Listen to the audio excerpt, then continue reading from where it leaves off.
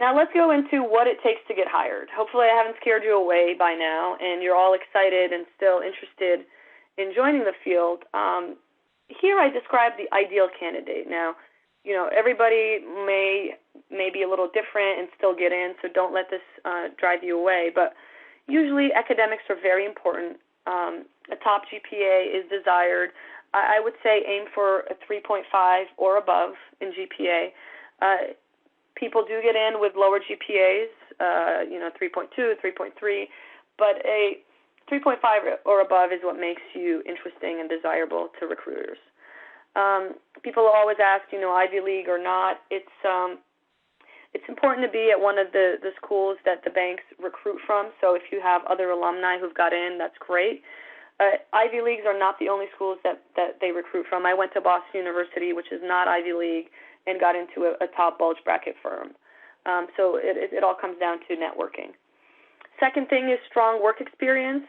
Any finance or accounting internship, any business role at a major company is desirable, and then any relevant legal or consulting position.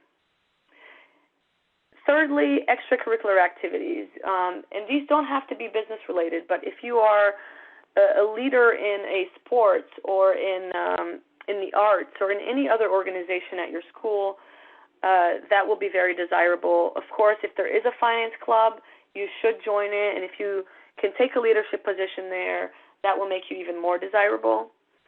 Any other kind of, if you're a teaching assistant or research assistant or you're helping a professor on something, that's interesting because it kind of combines extracurriculars with academics. And then lastly, there's a list of qualities that I put here, and some of them are ones that you see at many jobs, but really some of the most important ones I'll just quickly mention. Being analytical, being comfortable with numbers is important.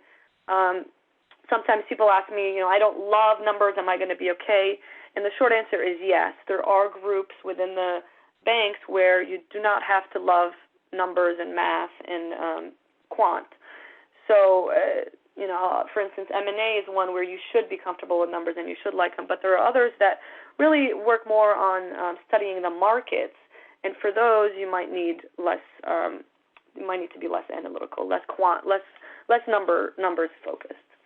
Second, maturity for obvious reasons, being a strong communicator, both verbally and in writing.